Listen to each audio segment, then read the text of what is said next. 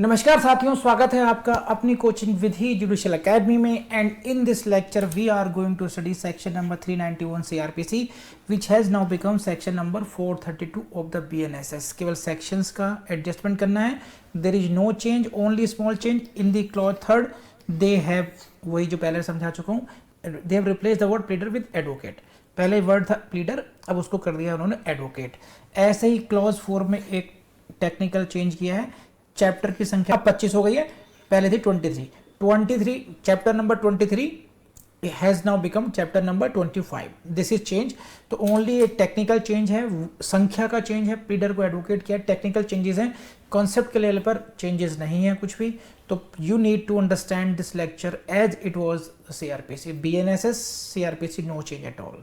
कर लेंगे आप लोग। Let's start the class. very important for your prelims, very important for your mains.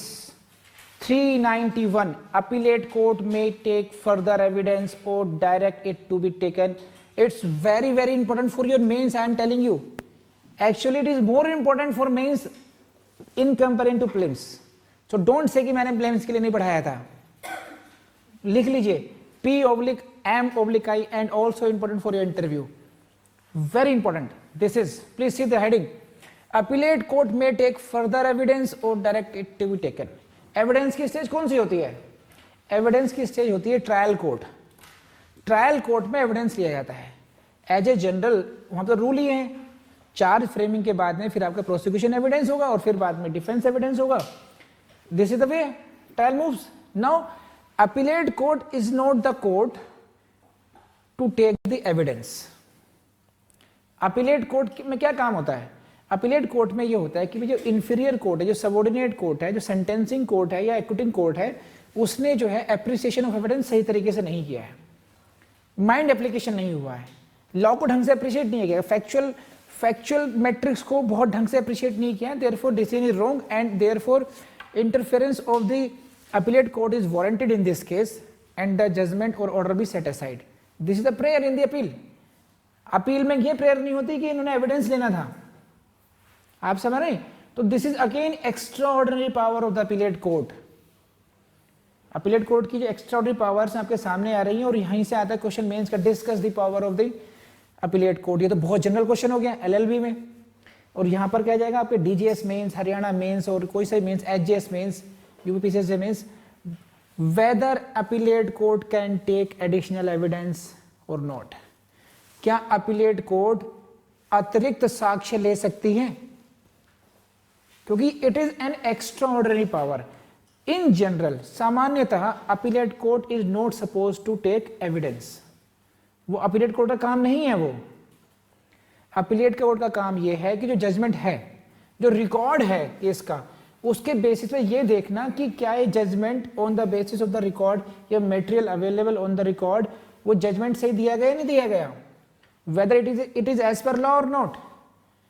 जो इंफीरियर कोर्ट है, जो सबऑर्डिनेट कोर्ट है जिसके विरुद्ध अपील आई है, क्या उसने सभी एविडेंस को ढंग से अप्रिशिएट किया? कोई एविडेंस ऐसा तो नहीं है जो एडमिसिबल था, उसमें उन्होंने ध्यान ही नहीं गया उसका। तो वो सारी बात देख करके ये चेक किया था कि whether judgment is correct or not. Appellate court is not suppose to take evidence, but section 391 empowers the appellate court as well, and therefore this power is extraordinary in itself, and because it is extraordinary power, therefore it becomes very important for your mains exam and as well as for your prelims exam. आई बात समझ में? Now, in dealing with any appeal under this chapter, the appellate court, if it thinks additional evidence to be necessary, shall record its reasons and may either take such evidence itself or direct it to be taken by a magistrate, or when the appellate court is a high court, by a court of session or by a magistrate. So this is the bare act reading of this section, and now we read it in pieces. What? In dealing with any appeal under this chapter, so please see this. This is any appeal. In dealing with any appeal, this is not specific as we have seen in case of 390. 390 was dealing with the appeal under section 378, that is appeal against the acquittal. That was a specific. Section 390 was dealing with a specific section, appeal against acquittal.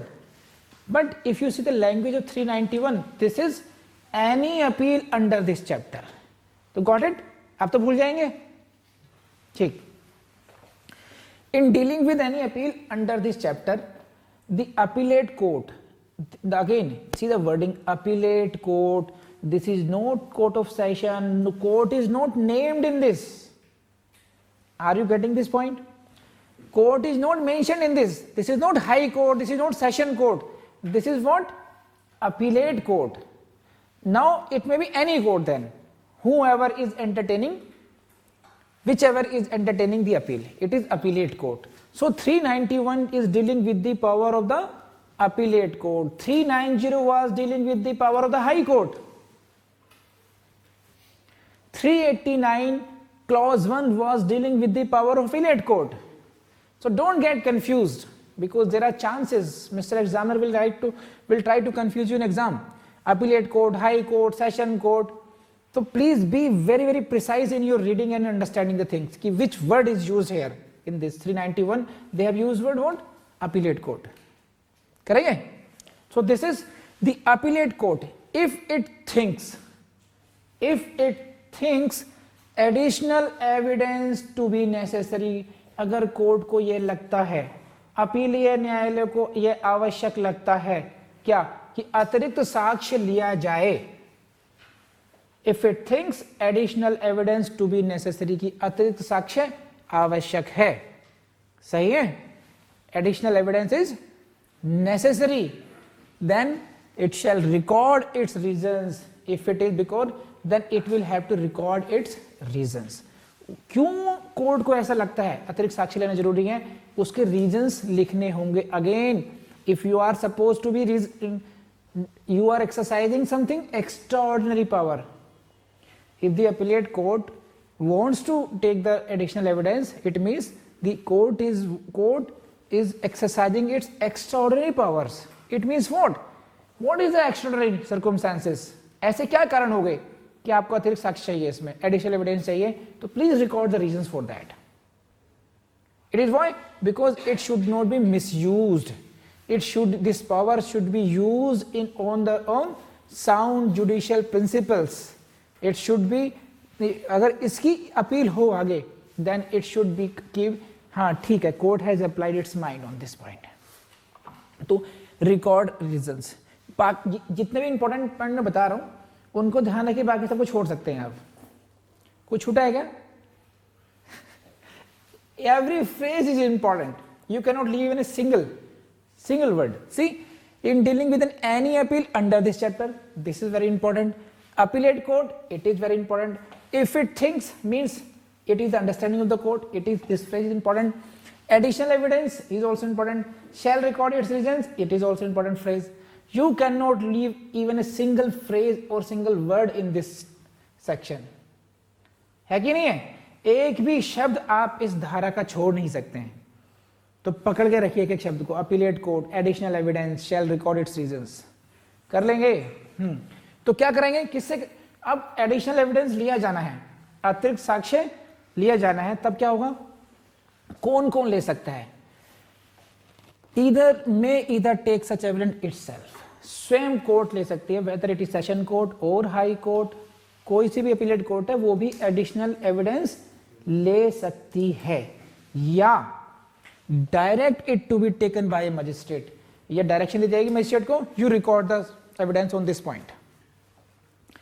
किस विषय पर, किस point पर additional evidence लिया जाना है, उसके लिए डायरेक्शन दी जा सकती है मजिस्ट्रेट को. Then magistrate can record that evidence. और when the appellate court is a high court, then by a court of session और ए मजिस्ट्रेट. हाई कोर्ट ये कह सकती है कि session court should record the additional evidence, or the magistrate court. So you can see this magical slide. This is appellate court. Appellate court thinks what? Appellate court thinks what? additional evidence to be necessary. So this is the understanding of the code. See the slide. Which code? Appellate code. It thinks, what things? Additional evidence to be necessary. So this is the understanding or the satisfaction of the code. Which code? Additional appellate code कि additional evidence is necessary. तो यहाँ पे आप क्या कर सकते हैं? This is the satisfaction of the appellate code. ठीक है, appellate court is satisfied that in this case additional evidence should be taken. जो अपीलीय न्यायालय है उसको ये समाधान हो गया है, उसको ये संतुष्टि हो गई है कि इस केस में अतिरिक्त साक्ष्य लिया जाना आवश्यक है. सही है? हाँ. फिर क्या करेगी?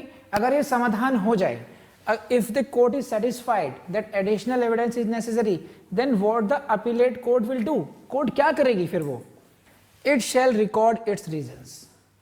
वैसा उस संतुष्टि के, वैसा संतुष्टि क्यों हुई अपीलीय न्यायालय को? ऐसा क्या हुआ?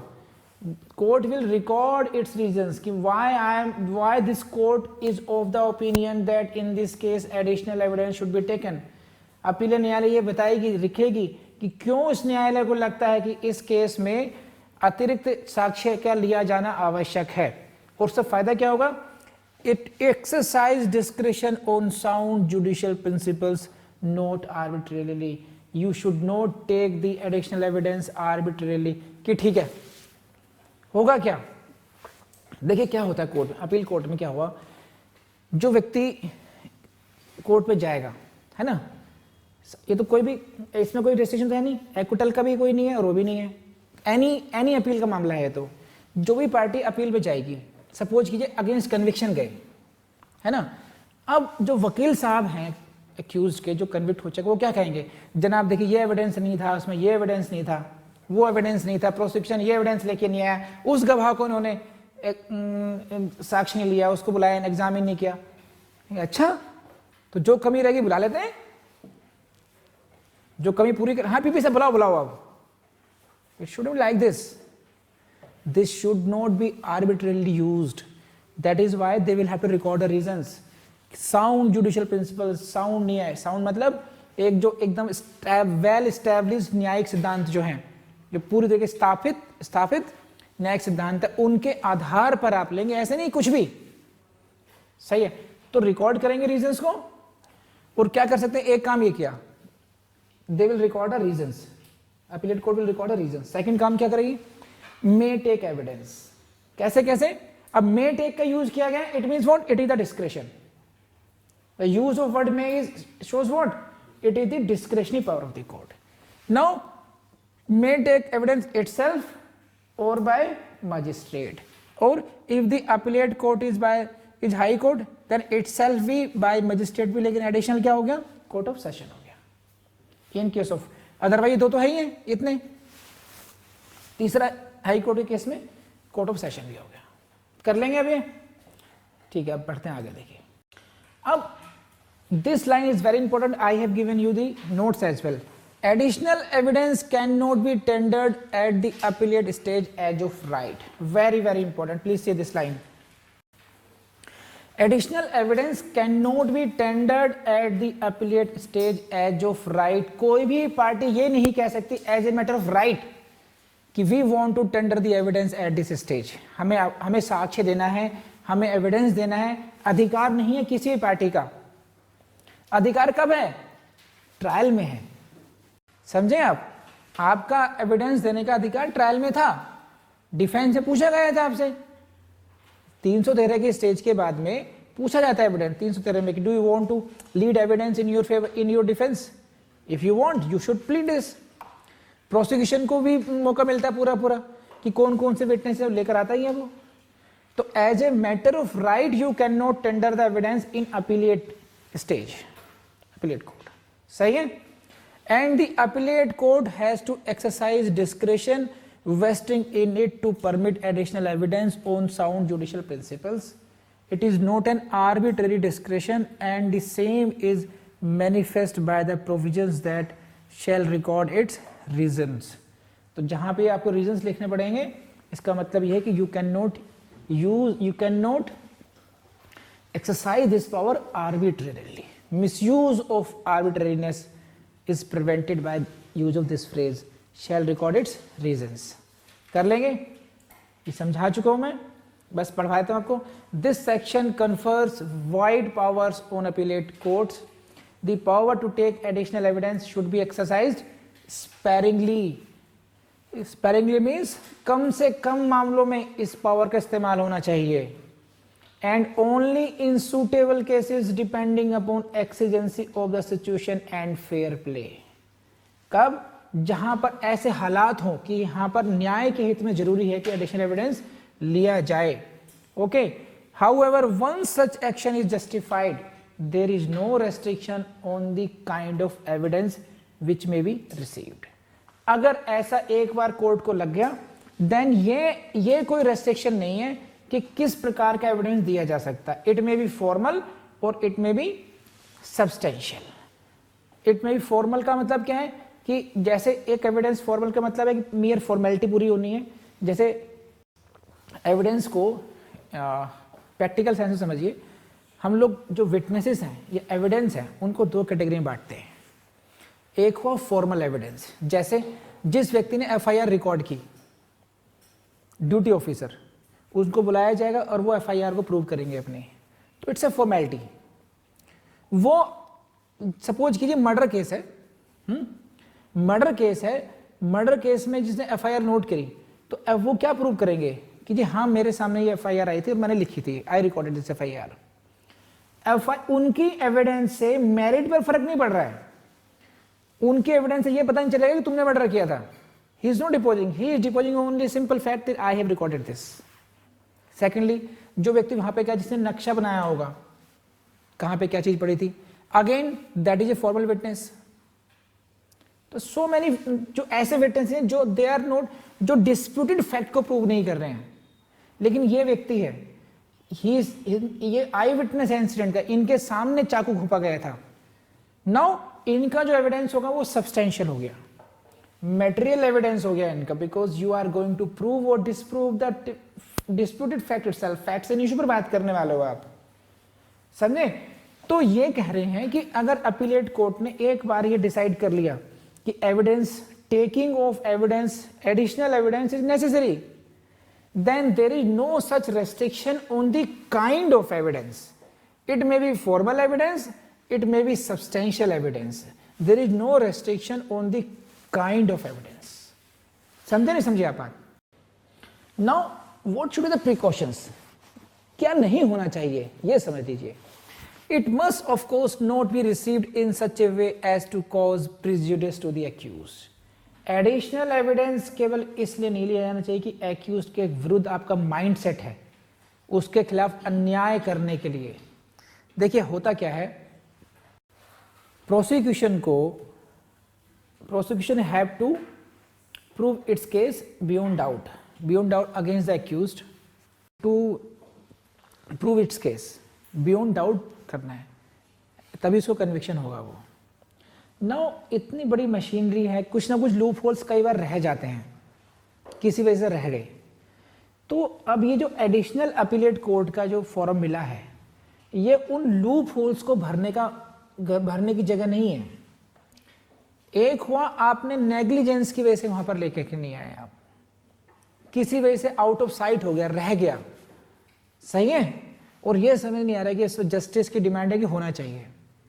एक है कि यू आर सो नेग्लिजेंट, तो आप प्रोसिक्यूशन जो है अपनी कमी को भरने के लिए, अपनी कमियों को, लूप होल्स को पूरा करने के लिए इस फॉर्म का इस्तेमाल नहीं कर सकता वहां पर. ये तो इसलिए एक्यूज को लग रहा है कि नहीं इसने किया तो है, तो इसको सजा देनी है, एविडेंस लाओ, दोबारा एविडेंस कराते हैं इसका. ये माइंडसेट नहीं होना चाहिए, समझे आप? ये एक प्रोविजन इसलिए है कि so that justice should not be denied. कहीं ऐसा ना हो किसी टेक्निकलिटीज की वजह से, किसी वजह से कोई एविडेंस रह गया which should have come on record. जैसे समझ लिए एक मेडिकल रिपोर्ट है, पोस्टमार्टम रिपोर्ट, ऐसे मान लीजिए postmortem report is on the record itself है, लेकिन बिकॉज उस समय डॉक्टर साहब किसी वजह से आ नहीं पाए, या वो आकर के उसको प्रूव नहीं कर पाए, वो प्रूव नहीं हो पाए उस तरीके से जिस तरह के डॉक्यूमेंट्री एविडेंस प्रूव होते हैं. सही है, and that report remained not proved, it is neither proved nor disproved, it remained not proved. आप समझ रहे हैं बात? नाउ एक ये ऐसा साक्ष्य है which was available on record, और इसका बेनिफिट अब एक्यूज को जा रहा है अननेसेसरीली, जबकि साक्ष्य आपके सामने है। तो इन सच सिचुएशंस ऐसी चीजों, ऐसे उसके लिए एडिशनल एविडेंस लिया जा सकता है। आप समझ रहे हैं बात को? तो इसमें क्या है कि you are not creating the evidence. अब लेकिन अगर ये कहें कि जी एक नया आई विटनेस आ गया, प्रोसिक्यूशन कहे कि new, now we want to introduce a new eye witness, this is something against the accused interest, कि भाई वहीं पे बुलाते हैं उसको इतना था, तो you can not use this forum, misuse this forum against the accused as well. ठीक है? It as for example, it should not be received as a disguise for a retrial. आप उसको रीट्रायल के रूप में use नहीं कर सकते, आपको दोनों शब्दों को समझना पड़ेगा आपको, taking additional evidence and retrial. समझे? एक तो क्या हुआ कि आपका एक टेस्ट ले लिया, एक है कि यूनिवर्सिटी एग्जाम लेने शुरू कर दिए पूरे। आप अंतर समझ रहे हैं? आप एक टेस्ट है, एक तो टेस्ट देना हो गया, छोटी बात हो गई, एक है कि ठीक है एग्जाम शुरू हो गया आपके द्वारा, what is this?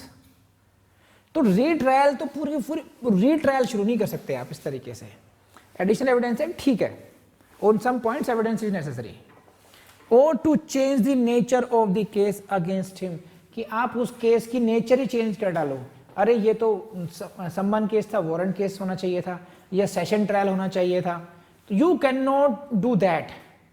The purpose of this is to do justice, and if there is something lacking, किसी वजह से रह रहा है, तो ऐसे एविडेंस को ऑन रिकॉर्ड लेकर के आना। तो कॉन्सेप्ट समझ में आ गया आप लोगों को? भूल जाएंगे आप? नहीं भूलेंगे? Good. The order must not ordinarily be made if the prosecution has had a fair opportunity and has not availed of it। ये एडिशनल एविडेंस का ऑर्डर तब नहीं होना चाहिए कि प्रोसिक्यूशन के पास ऐसा अवसर था उस एविडेंस को ड्यूरिंग ट्रायल में लाने का, लेकिन उस समय प्रोसिक्यूशन ने उसको अवेल नहीं किया, and not availed of it. समझे आप? तब नहीं करेंगे आप, unless the requirements of justice dictate otherwise, जब तक कि न्याय की ऐसी मांग ना हो। यानी कि प्रोसिक्यूशन भले ही अगर लैचेस दिखा रहा हो, लेकिन कोर्ट को लगे कि नहीं यार, प्रोसिक्यूटर साहब ने तो कमी छोड़ दी, हम नहीं छोड़ेंगे, बुलाओ एविडेंस। फिल्म देखी आप लोगों ने जॉली एलएलबी, है ना? कई बार वो होता है, मैं कह रहा हूं ना वकील साहब, है ना, अरे अब बैठो वकील साहब, हाँ जी लेकर आओ, अब बुलाओ उसको, मैं कह रहा हूं ना। कई बार जैसा आपको लगता है कि नहीं ये होना चाहिए, तो फिर वो होगा। सही है? समझ गए आप लोग? तो जॉली एलएलबी देख लीजिएगा एक दो बार। हाँ जी।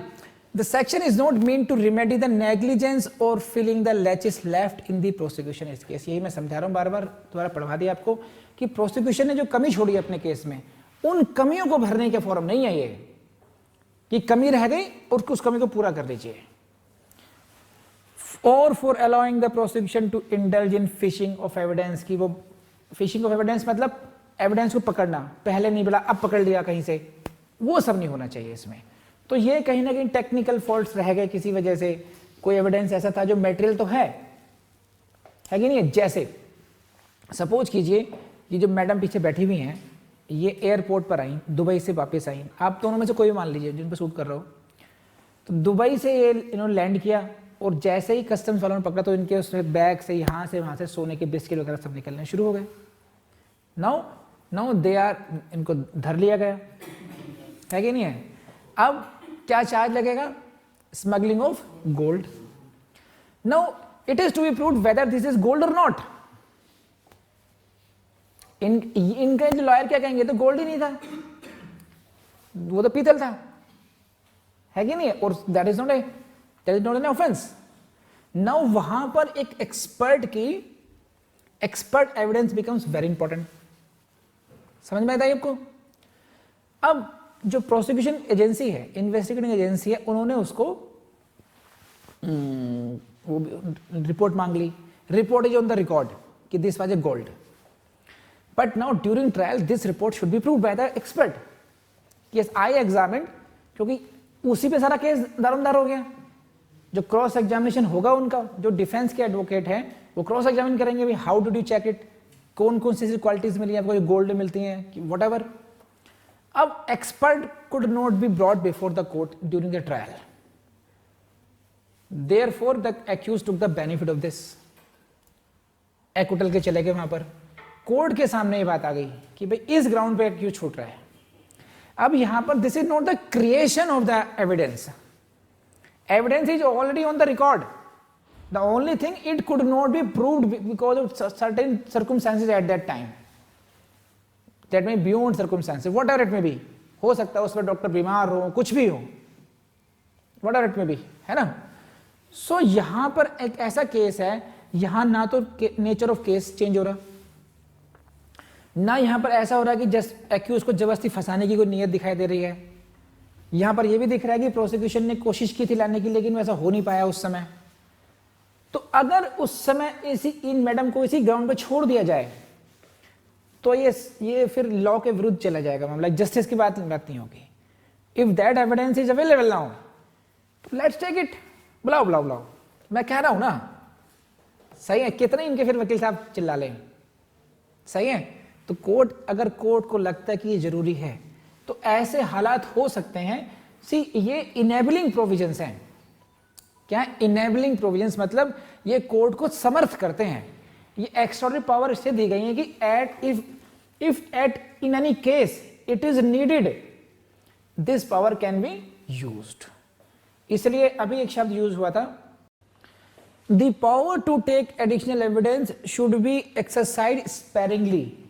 स्पेरिंगली मतलब बहुत कम, कभी कभी इस्तेमाल करने वाली बात है। तो वो कभी कभी ऐसा कभी आएगा, जैसे आप कभी कभी टेस्ट देते हो आप स्पेरिंगली, कभी कभी टाइम पर आते हो स्पेरिंगली, आप समझ रहे हो स्पेरिंगली का मतलब, ठीक। सो ये हो गया आपका क्लॉज 1। अब क्लॉज 2 पे आ जाइए, इस पे सिंपल है, कुछ नहीं है। when the additional evidence is taken by the court of session or the magistrate, it or he shall certify such evidence to the appellate court। evidence लेकर certify कर दिया जाएगा कि हाँ evidence ले लिया, it is certified now, such and such evidence as required by the appellate court has been taken, and such court shall thereupon proceed to dispose of the appeal। और उसके बाद में अपील को डिस्पोज कर दिया जाएगा, ठीक। Next, this line is very important, sub clause 3rd, the accused or his pleader shall have the right to be present when additional evidence is taken। very very important, यहीं से question आता है कि क्या accused को या उसके pleader को अधिकार है जब अतिरिक्त साक्ष्य लिया जा रहा हो तो क्या उस समय अभियुक्त या उसके एडवोकेट को वहां पर उपस्थित रहने का अधिकार है। Answer is yes.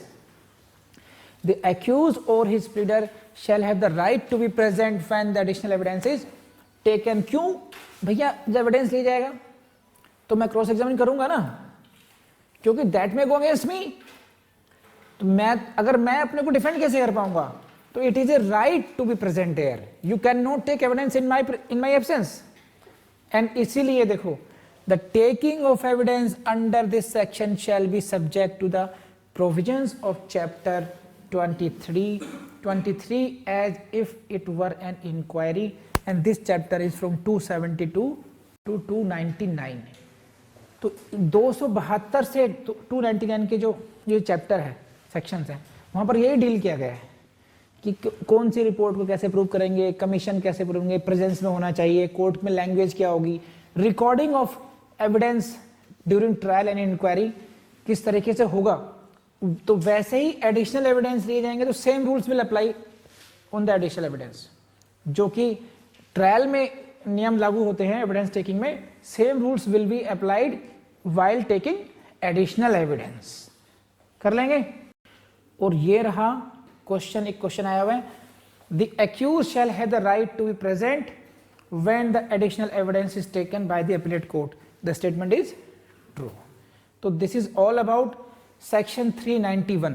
मैंने बहुत मेहनत से पढ़ाया आप लोगों को, और आप उतनी मेहनत से याद करेंगे, घोट घोट के याद कीजिए इसको। यहाँ से प्रीलिम से क्वेश्चन मिलेंगे आपको और यहाँ से मेन से क्वेश्चन मिलेंगे आपको।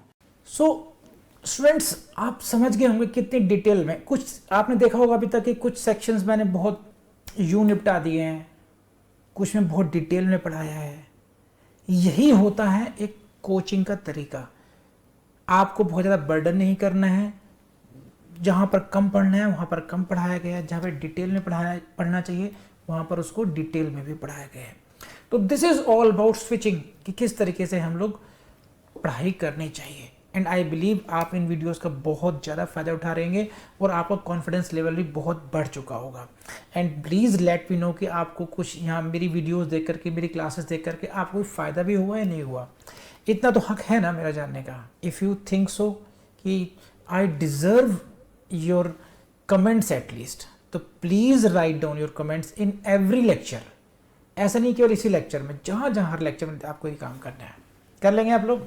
और फिर vidhi.com और इस वीडियो के डिस्क्रिप्शन बॉक्स को और हमारे ऐप को एक्सप्लोर करना ज़रूरी है आपके लिए। वहाँ से आपको सप्लीमेंट्स मिल जाएंगे, जो चीज़ लेक्चर में रह जाती है, वहाँ से नोट्स मिल जाएंगे, वहाँ से आपको MCQ मिल जाएंगे, वहाँ से अदर मटेरियल आपको मिल जाएगा इजीली। तो कर लेंगे। तो keep revising, keep doing practice.